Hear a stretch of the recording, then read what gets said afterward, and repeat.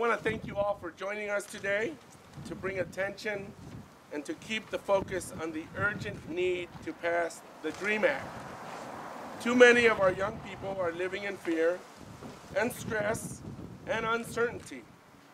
I'd like to start our conference today by hearing from someone who is a DACA recipient, Mr. Erik Garcia, who has lived and grown up on the Central Coast and now attends Cal Poly in San Luis Obispo. Erik? No microphone? No. My name is Erik Garcia, and as Mr. Carbajal just mentioned, I am a DACA recipient. I am also a student at Cal Poly San Luis Obispo. Actually not for very long, because I am proud to say I'm going to be graduating this quarter. By December I will be a graduate, right in time for Christmas. I'm really honored to be here today to really just give voice to a segment of the population that I feel isn't usually heard. I feel that despite all the political turmoil around DACA right now, and despite all the negativity that is going around, we need to stay optimistic, as we always have. But I think blind optimism isn't really the point. We have to follow optimism with action. We have shown really what we can do with a little bit of hard work and optimism. 5 years ago, when we received DACA,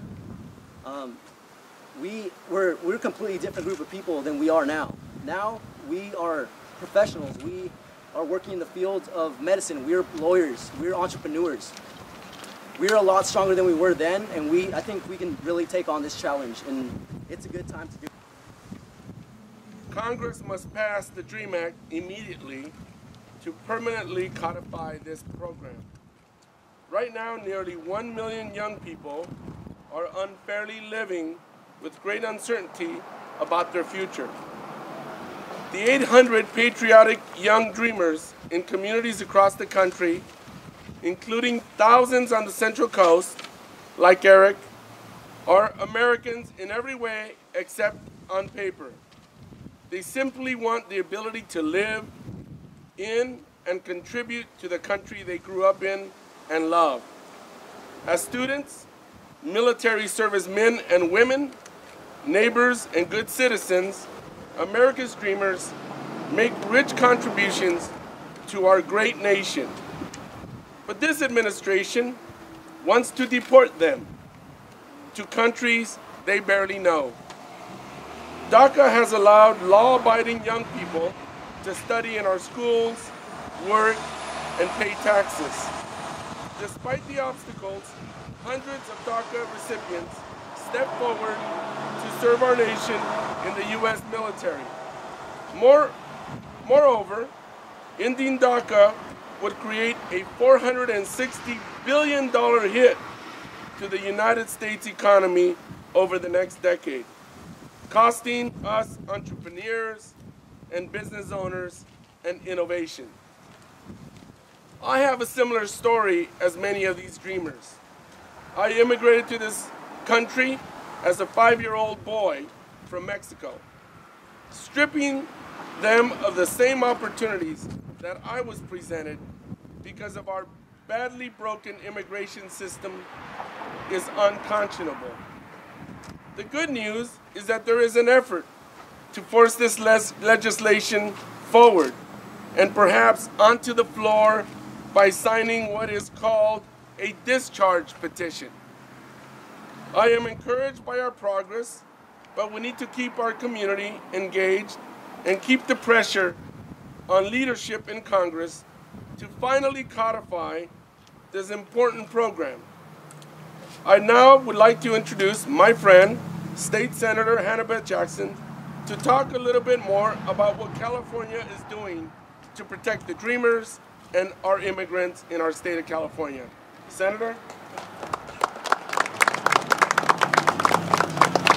Good afternoon.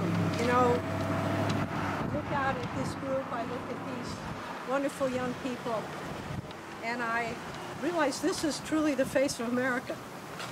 We are a nation of immigrants, and unless you are Native American, you too came from somewhere else. That has been what has made this country so extraordinary.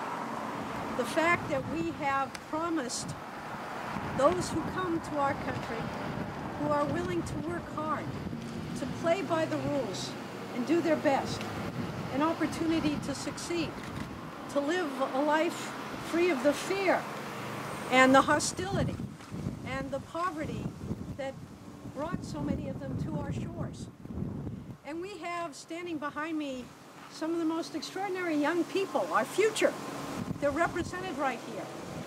These are young people who all they want to do is have a chance to live the great American dream.